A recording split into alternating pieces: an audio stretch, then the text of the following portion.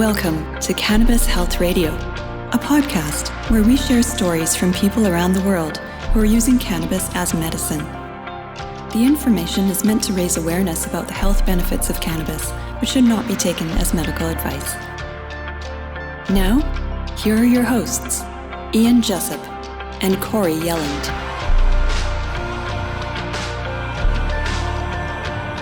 Welcome to another episode of Cannabis Health Radio. I'm Ian Jessup. And I'm Corey Yelland. Here's a question for listeners. What would you do if you had cancer of the rectum and the doctor said you would need a full colostomy?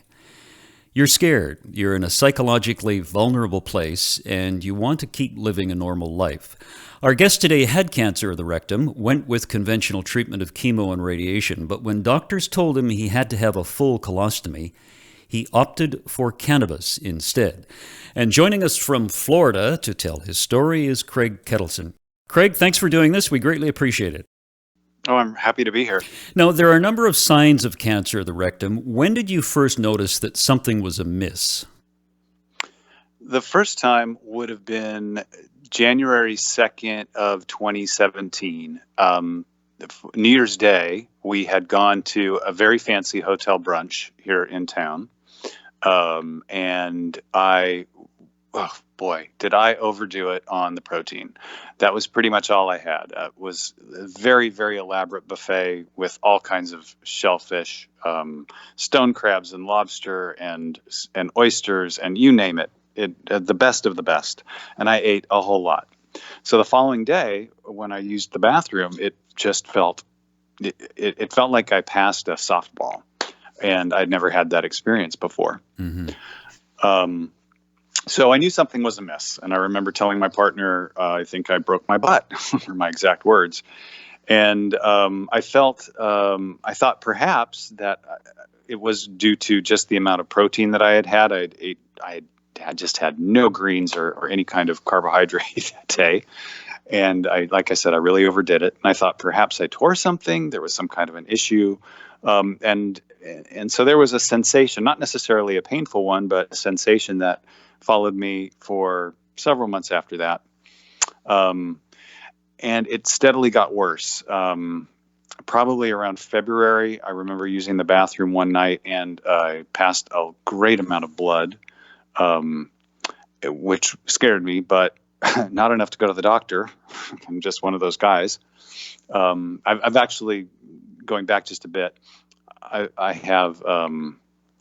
rarely get sick. People around me would have the flu or colds or whatever, and it never got to me. So I always thought, hey, I have a bulletproof immune system, so I never have to worry about anything. So that blood, that's nothing. I'll go to the doctor eventually. Anyway, as time progressed into the spring, I felt as though I always had a sensation to have a bowel movement. Mm-hmm. And again, you would think, go to the doctor, Craig. No, why would I do that? Finally, it was in the fall. It was October 20. It was, the third week in October. And it was a Sunday night. And I had another bleeding episode. But this time, rather than just one time, it was about every 45 minutes, starting, in the evening and went until about 11 o'clock at night. I thought I was going to probably have to go to the emergency room that night because I was scared how much blood I lost. It was shocking to me. I'd never experienced anything like that. So instead, that Monday, I made a call, found a good gastroenterologist in town. He saw me the following day and just did a digital examination and said, I need to see you for a colonoscopy. Wrong word. Yeah. You'll prep tomorrow. I'll see you on Thursday. And so after the procedure, when I woke up, he was right there and he says, well, we haven't got the biopsies back, obviously, but I've been doing this long enough to know you need to see an oncologist tomorrow. So that's how it started. Wow. So did that catch you by surprise? I was in great denial. Like I said, I just was convinced, that my immune system, and it had to have been something else. I was 51 at the time. So yes and no. I guess deep down, if I really thought about it, clearly there was a problem, but you weren't going there. I wasn't. I wasn't going there exactly. Yeah. So, what was the next step for you, Craig? Well, next, when you're diagnosed, they, at least here in the States, I don't know what it's like where you are immediately put into what seems like a machine. It's a whirlwind. Whereas normally to make an appointment, you have to call and schedule it. No, they're calling you. They're saying, hey, we're going to see you at 2:00, and then you're going to get a scan, at 4:00. And then the next day you're going to get a blood test at 9:00. And you're just immediately swept into this. Well, I call it now a machine. It was, quote, care at the time, and it is. I'm grateful for the treatment that I got. But it doesn't give you a time. They don't give you time to sit and think, because you feel like you've been hit by a truck, and before you can even analyze anything and think things through and decide whether or not this is what you want to do, you're kind of swept up in the whole thing.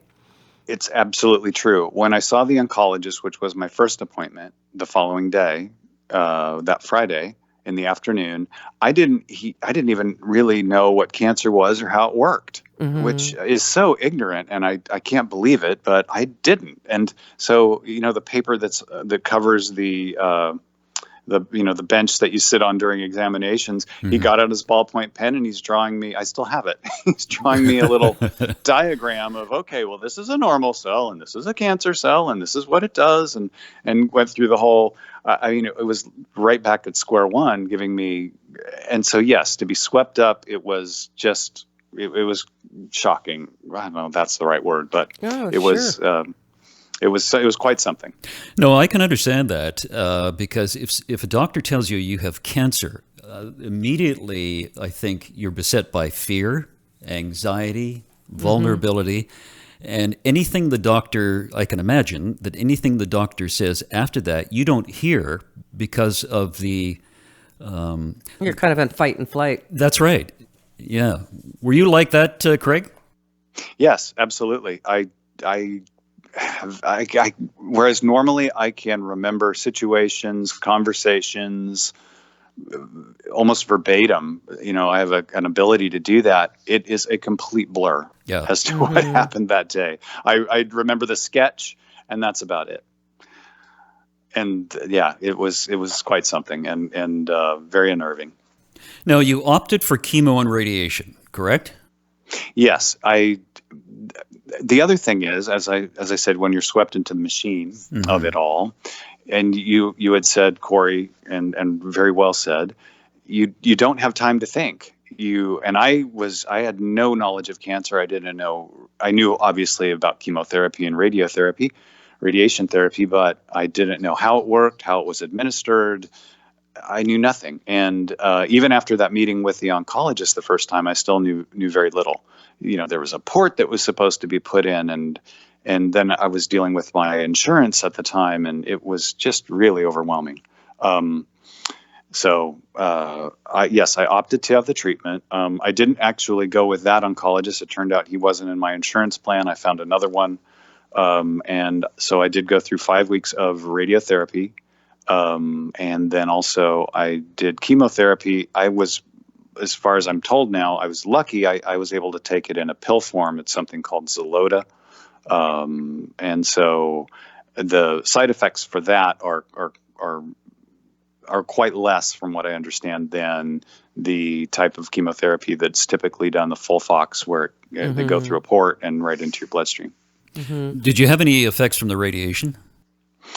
Yes. Well, initially, like I said, it was 5 weeks of treatment. The first 3 weeks, I would go every day, Monday through Friday, at the same time every day. You lay down on a bench, and this big machine kind of circles around you and makes all kinds of buzzing noises and things. And I remember talking to the radio techs, because you see them every day, you kind of get friendly with them. And I have to take your pants down, so you get really friendly with them. I remember saying, "Is this doing anything?" Well, they said, "Just wait," and they were right, because by week 3, my penis was bloody from the radiation. I had to wrap it in a special gauze, and this was, by the way, this isn't anything that they tell you to do. You have to figure it all out on your own. So I had to wrap it in gauze. I found a wonderful product out of Arizona, which was an aloe vera gel that had I can't remember, lanacane, perhaps, is that the name of it? Lanolin, maybe? No, not lanolin. It was lidocaine. Lidocaine. It's lidocaine. That's it. Thank you. About a 5%, and so I would just cover my appendage with that, and I would walk like a little zombie. I'd have to wear 2 pairs of underwear, so my penis was just strapped to my body so it wouldn't move. Because I was determined to go to work. I didn't tell anybody that I even was. I mean, my immediate family knew, and my partner knew, obviously, but I didn't tell my parents, who live out in California, because they're elderly and they just would have been wrecked by it and worried to death.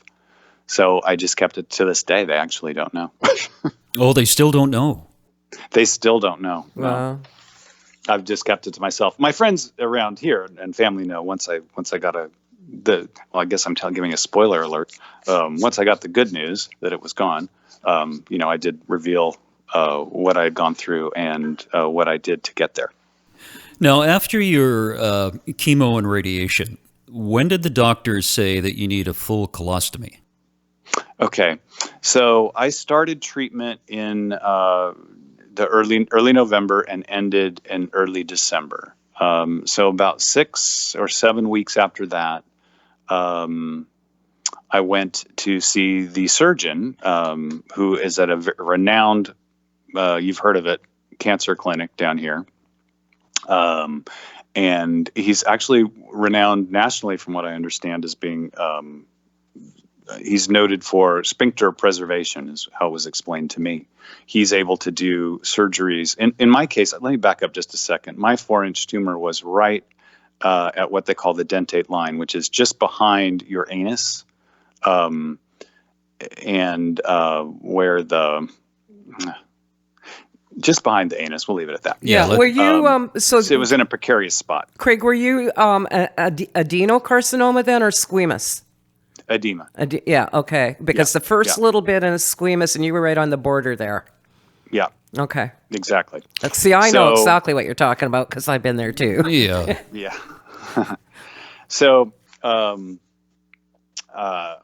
I went to go see the surgeon following the treatment, and he did an examination with a scope, and the treatment was successful to a degree. The tumor had shrunk approximately 50% and flattened out, but it was still, its proximity to my sphincter was right there. So his recommendation was to have a colonoscopy, a full colonostomy.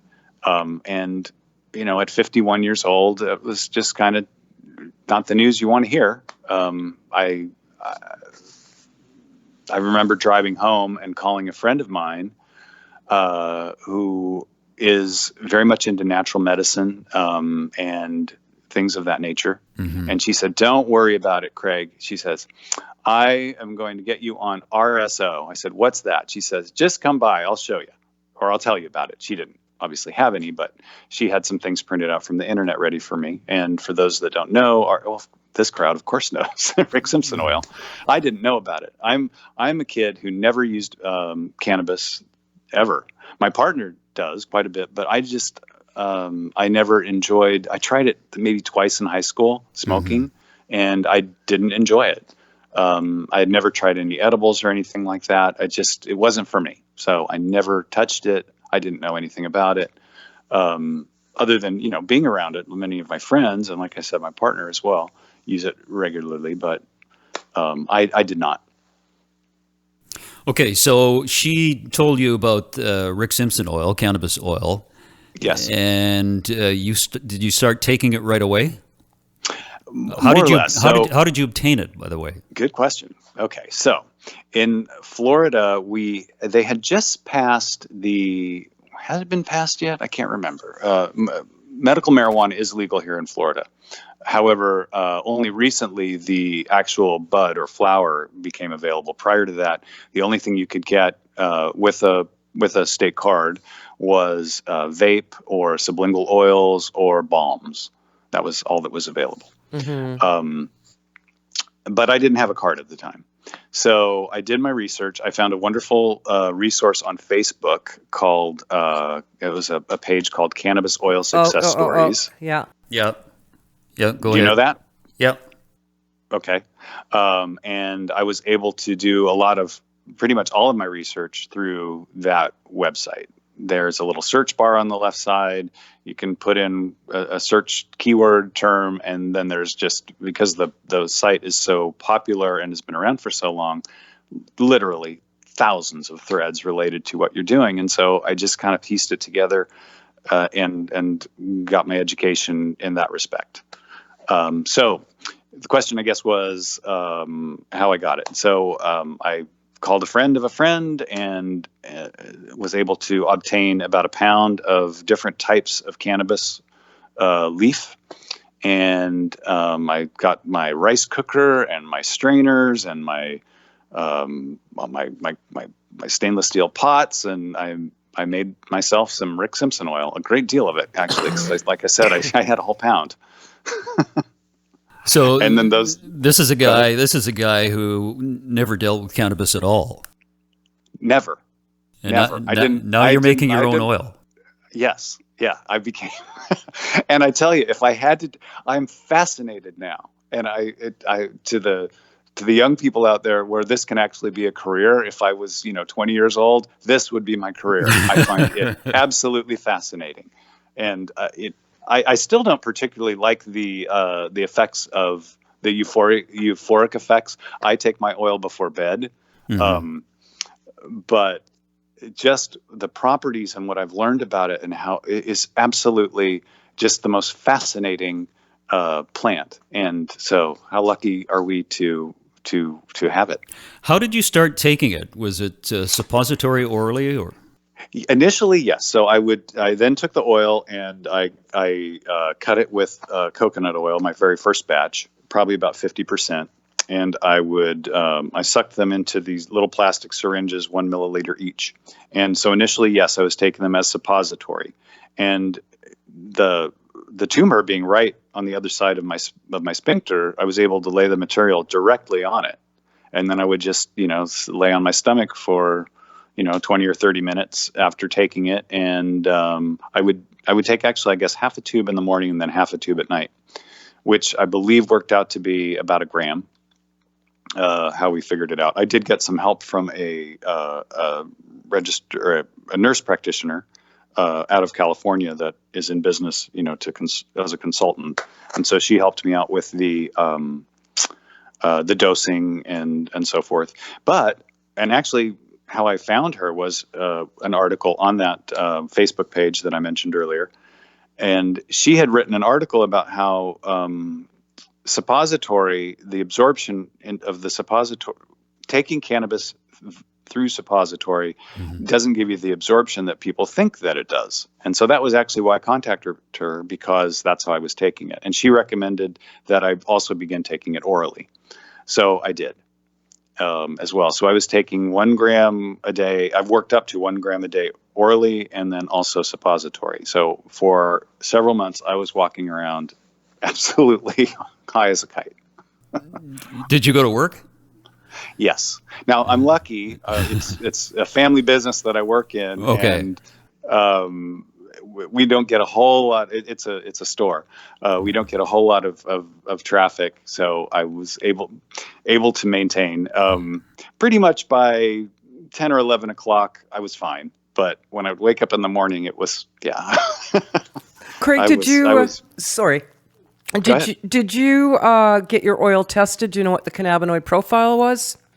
I never did. I was interested in doing it, but that was all I could, regardless of what was in it, was just what I was going to take, because that's what I had. So it didn't matter really what was in it. Yeah. So no, I did not. Interesting. You're talking about the Florida program and what's available and not available. I get tons of calls from people in Florida because, unfortunately, like most other medical cannabis programs, most of these places do not carry anything near what you need, even if you have got that card. Indeed. Now, recently, our new governor did change the law. Well, actually, he didn't change the law. He followed the law. It was a constitutional amendment that was passed that allowed for the medical cannabis. And in it, there were no stipulations in terms of the flower or leaf being available or not available. They used, from my understanding, the exact terminology that came out of the Florida statutes in terms of criminality, in terms of how they defined marijuana. So it was the legislature that decided, but we're not going to let you have that. So the new governor did come in and say, because due to a lawsuit that they would have lost. So he said, well, either the legislature has to change this and follow the constitutional amendment that was passed, or I'm going to stop fighting this lawsuit. And either way, it's going to happen. So either you can be in charge of it, or it's just going to happen on its own. And so the law has recently been followed, probably in the last 6 months. So now that the flower and leaf is available. But it's not available in the potency it needs. I get somewhere between 60 and 80 calls a week from people with a rendition of, I've been on the oil for 2 months, how come it's not working? And when they circle back, it's nowhere near the level that they need to fight cancer. Oh, that's true. Yes, if you're buying the oil from the dispensary, you're absolutely correct. Yes, you have to make your own. Otherwise, the potency isn't enough. And Corey, what would the potency have to be to kill cancer? When I get calls like that, I tell people a minimum of 60% THC. Mm-hmm. So, I know here in Canada, we're capped out at 30. So you got to make your own. So Craig, when you started taking the oil, when did you go back to the doctor for another test? So let's see. I started actually taking the oil. My first batch, by the way, I actually got from California. That was before I was able to find the leaf. I have family, like I said, in California. And so I purchased some of the RSO. That was how it was marketed anyway. And my sister shipped it to me. Breaking the law, but thank you, sister, for doing that. And so that's what got me started. So that was actually, that would have been middle of January. And I made my first batch shortly after that, when I was able to obtain the cannabis leaf and enough of it to do and get. Also, the other thing is you make it with the grain alcohol, which is 95 proof, which is also illegal in Florida. So I had to have that shipped in too. From New York. Yeah, that's a great state, huh? So I started January. I probably, it would have been maybe mid-February when I started also taking it orally, and I continued to do so until July, mid-July, and that was when I had a scan, another MRI, and it came back with no evidence of disease. Are you taking a maintenance dose? Yes. Awesome. Yes. Please continue to do that. Yep. I continue to take a maintenance dose. And by the way, I did other things as well. I also completely changed my diet, where I eat no animal protein. I mean, I don't call myself a vegan because there's more to it than, but I'm a 90% vegan, and no processed foods, very, very little sugar. I still, I eat fruit and things that have natural sugar, but, processed foods, no alcohol. I don't drink coffee any longer. Just, lots of teas, lots of supplements. I exercise. I really changed. I was in good shape. Like I said, I had what I thought was a bulletproof immune system, but I really, really straightened up. And so I think all of those things together, perhaps also the fact that I had never used cannabis before. So here's this new thing coming into my body. I don't know if that has relevance or not, but this new substance coming in, that being introduced, and boy, did it work. Did the doctors know what you were doing? Yes, I did tell my oncologist, and the surgeon I didn't see through all of this. I saw him for the appointment after the conventional treatment, wherein he told me, and I have the letter right in front of me, that said, it says, the group consensus for the next stage of treatment for Mr. Kettleson is for him to undergo an APR, which is, I'm only saying that it's because I can't pronounce the word. It's a colostomy. And so I didn't see him until after July, after I'd had that scan. What was his response? Well, okay. So then I would have seen him in late July, perhaps, or August, and this would still be in 2017. And he said, "Oh, so you're here to schedule your surgery?" I said, "No, no, not exactly. I'm here for you to have a look and talk to you about what I did." And he said, "Well, what did you do?" And I said, "Well, instead of having the surgery, I opted to go on natural treatment using cannabis." And he kind of gave a sigh and said, "Okay." He says, "Well, let's have a look."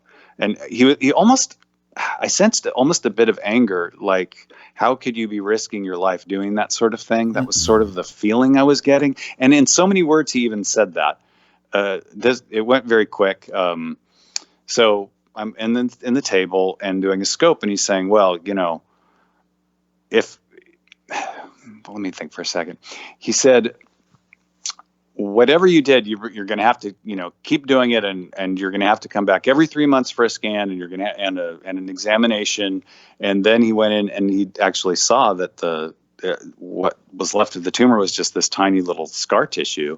And then he kind of got excited. He said, "Well, gosh, this looks great. Wow, that looks awesome." Or he didn't say awesome, but his whole demeanor changed when he actually had a look down there. And then he says, "Okay, well, good for you." But he asked no questions. I stated what I did, and that was it. And then, "Okay, well, I need to see you again in 3 months.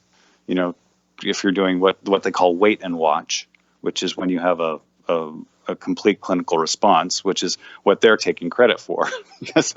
Then the letter after that one that he sent to my primary care physician said that the chemo and radiotherapy was successful.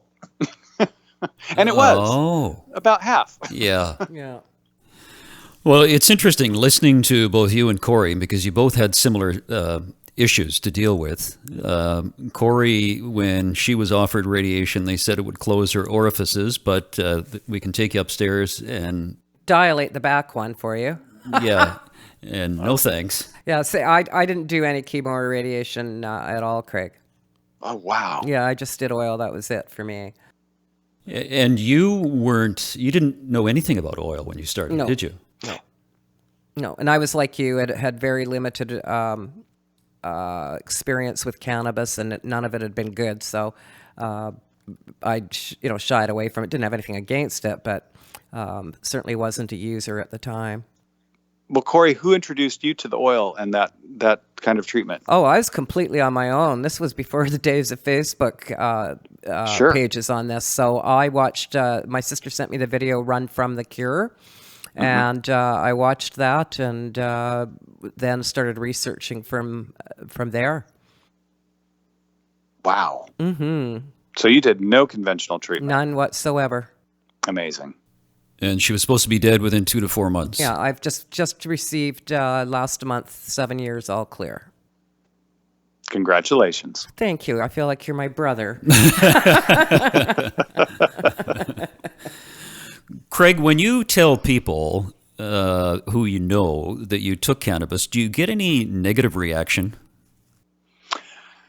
So far, not really. The people who might have given a negative reaction, it's more of, I would say more it's skeptical.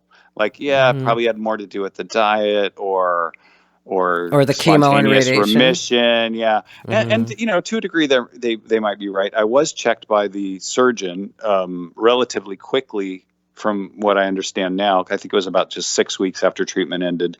And from what I understand, you really ought to be looking at that more like 8 weeks or even 10 weeks out to see what the actual response is going to be, the full response, which makes me scratch my head going, well, then why were they checking me at 6 and telling me that I needed surgery other than just because they wanted to do surgery? But that's another podcast.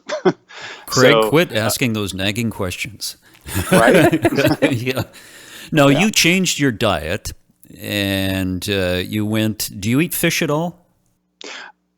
Rarely, maybe once a month. Yeah. So you're almost a vegetarian.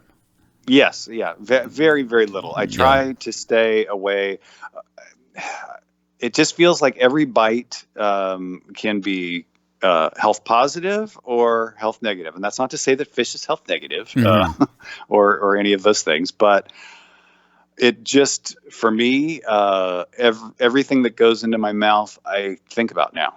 And so I am just careful with what I eat. And so, yes, occasionally. Now we were just on a trip in New York, and some clients of ours took us to an amazing, fancy, unbelievable restaurant, the kind you see, in the movies, where dinner literally lasted 5 hours. I ate anything they put in front of me. I didn't ask questions, and it was great. But that was like a one-time thing. So no, I don't typically eat fish, although, every once in a while, if there's nothing else, or, I would, but that's why I save it for things like that. But normally on every day, I just eat vegetables and grains, legumes, fruits. Now, with the weight you lost and the diet and the supplements you take, how do you feel physically compared to prior to your diagnosis? Well, that's another reason why I don't eat the animal protein, is the way it makes me feel. I feel amazing, especially when if I have time in the morning to make to juice, where I make a great vegetable juice with my juicer. Man, when I get done with that, about 15 minutes later, it feels like every cell in my body is vibrating. I've got incredible energy. Not that I had a bad complexion, but I would get clogged pores a lot, and all of that is just completely gone away. I sleep better. Well, that might also have to do with cannabis. Yeah, because I do take it at night. I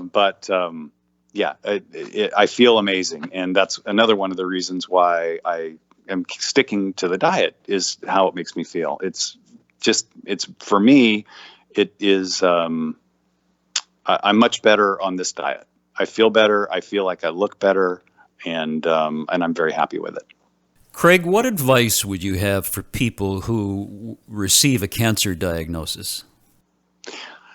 I guess it would depend on the type of cancer. And the very first thing is I would find out how quickly the cancer is growing, or that type of cancer typically grows. Because, like I said, the very first thing they do, and from what I understand, having spoken now to other people who've gone through conventional treatment, you're immediately swept into this whirlwind, and it literally is like that, where you don't know what all of these new doctors, all of these new terms, all of these tests, they're constantly taking blood and constantly. So that would be my first question. And then take a beat and do your research. I read some fantastic books, and I would learn about it and figure out what's right for you. I wouldn't discourage someone from going through conventional treatment necessarily. I think that to myself is like, okay, if it came back, would I do the conventional treatment again? Well, I don't know the answer to that, because I'm still taking the maintenance dose. Probably not, but I would definitely take the time to learn and become educated, so that you aren't just immediately swept into this thing. Yeah, it's a vortex you're swept into. Absolutely, because I think there are a lot of things that you can do on a natural perspective, in terms of diet, exercise, and natural remedies and supplements, that they may not be right for everyone. They were certainly right for me. Craig, it's a fantastic story, and we're so pleased that you're healthy, cancer-free, and it was great of you to share this. And how do you think your parents will react once they find out? Well, I would love to tell them, and actually, going home this Christmas, it may come up. It's so funny, because I did lose about 50 pounds, and so when I came home, I wasn't heavy, but my face was much fuller. I was about 190. 195, 192, I think, was my heaviest weight. And I went at one point all the way down to 140, not because of the treatment. I did lose a little bit of weight because of the treatment, but rather because of the diet and the lifestyle changes that I made with the exercise and so forth. So I did lose a great deal of weight. And they just said, wow, you lost a lot of weight. I said, yeah, I sure did. And that was all they asked. So how tall are you? I'm 6 foot. 6 foot, 140. That's pretty. No, I weigh more. I weigh more than that now. Yeah, but you went down to 140. 145. 145 I think was my lowest. Yeah. So I was really, really skinny at least for me. I was. Yeah. Yeah. I weighed what I did in, I think, 8th grade. Oh, it was a great story, and Corey can relate. I can. Yeah, and since you don't know about Corey, we suggest that you listen to episode 1 and you can hear her story. I will do that. Yeah, it's great. Craig, thanks very much. We greatly appreciate it. Oh, it was my pleasure. Thank you so much, Craig. Corey, I want to read a couple of reviews we got on iTunes, Apple iTunes. It's one from Canada. It says, I love these two for making this podcast. They've opened so many people's minds to the possibility of healing themselves with no negative side effects with cannabis. With so much love, thank you, thank you, thank you. And that was from Canada. A number from Australia. One says, I've been listening and re-listening for about a year. I have no serious illness myself, but at 58. However, following the ideas in these podcasts has enabled me to improve my quality of life by eliminating annoying stomach problems and general aches and pains that seem to be getting worse the older I get. This is a great educational resource for anyone that wants more out of life. And that's from David in Canberra. And one more from Australia. It says, this podcast is a must-have for people fighting cancer and other serious diseases. Learn and be amazed about the healing properties of cannabis oil. Real people share miraculous stories and tips about healing cancer, MS, epilepsy, and so much more. Corey Yelland has herself used cannabis oil to cure herself of cancer. Corey's quest is now to help people all over the world to get back their health from cancer and disease.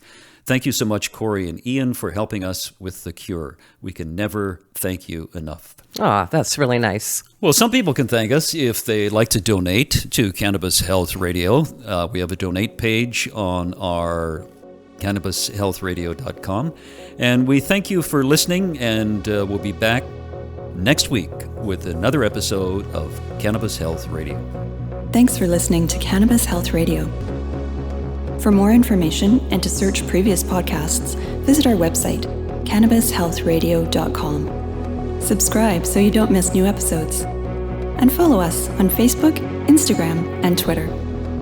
This podcast is made possible by donations from our listeners. If you found the information helpful, please consider making a donation in any amount through our website. You can also help us share our message by leaving a review on your podcast listening platform. We are very grateful for your support. Thank you.